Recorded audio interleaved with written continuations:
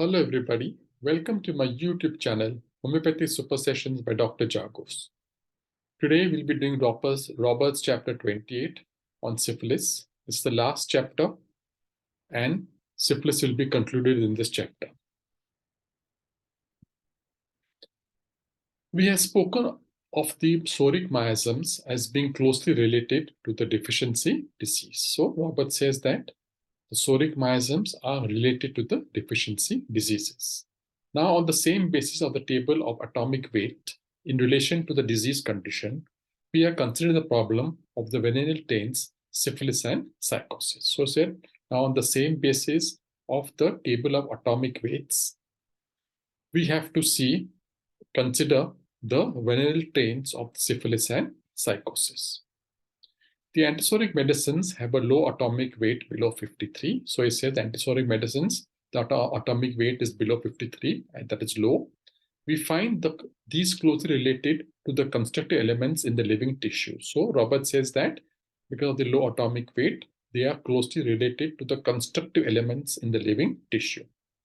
In the same manner, we find these elements with the highest powers of destruction in the upper and highest register of atomic weight. So Robert says that the elements which have the higher power of destruction are seen in the upper and higher register of atomic weight. So those elements which have destructive powers will have a higher atomic weight.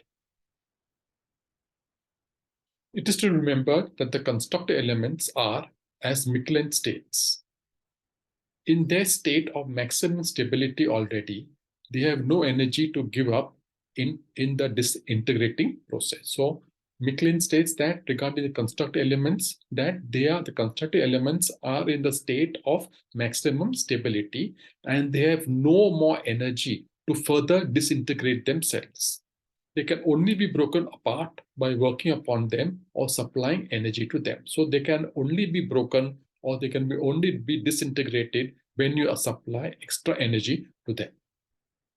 However, we consider the radioactive elements, we find the problem an entirely different one.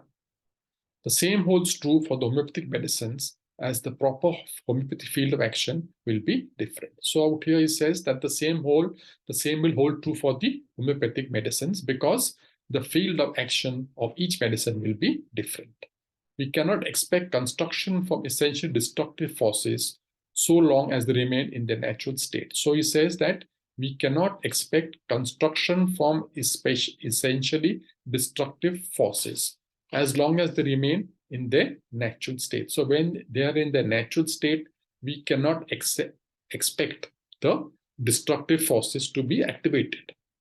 Michelin tells us that process of radioactive disintegration is a process that can take place only in the case of a very few of the very heavy elements.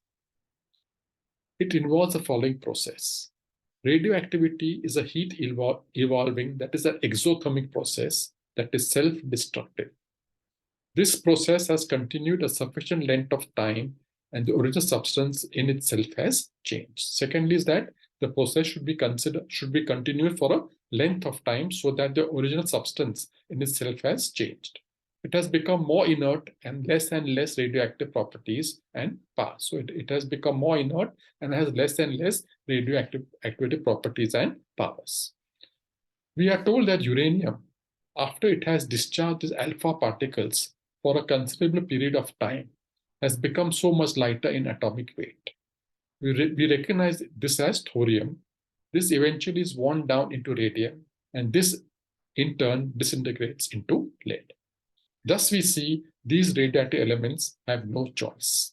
They cannot rest in the ceaseless self-destruction, and they cannot come in contact with other substances without in turn destroying themselves. So it's given an example of uranium, which then goes into thorium, radium, as well as lead. So therefore, they cannot rest in their ceaseless destruction. They cannot come in contact with other substances without in turn destroying themselves, as seen in this example. We have stated that syphilis is the only miasm or stigma that actually destroys living tissue. So once again, Robert reminds us that the syphilitic miasm is one associated with destruction of the living tissue. It destroys not only soft tissues, but also the bony tissues, and they attack the very life of the unborn child. If after repeated abortions, a child is born to a parent having this marked taint, we frequently find the tissue so disturbed by the attack of the disease that it was better that the child had died. So, if the syphilitic stigmata is passed on to the child, then the child would have many complications of this syphilitic stigmata. And Robert says that it would be better if the child had died rather than live with such complications of the syphilitic stigmata. If the child is not actually disfigured and attains the age of puberty, we are sure to find the stigma of the syphilitic miasm. So Robert says that in case the child is not actually disfigured, but later on, when the child attains puberty, Robert says that we are sure, or we're definitely sure to find the stigma of the syphilitic miasm. The symptoms of this miasm, as they appear all down its trail, have been stated in details previously. So Robert has said that all the stigma of the syphilitic miasm have been detailed in these previous lectures. So part 2 will be coming up soon. Do like, comment, and share if you like my educational video. Thank you so much.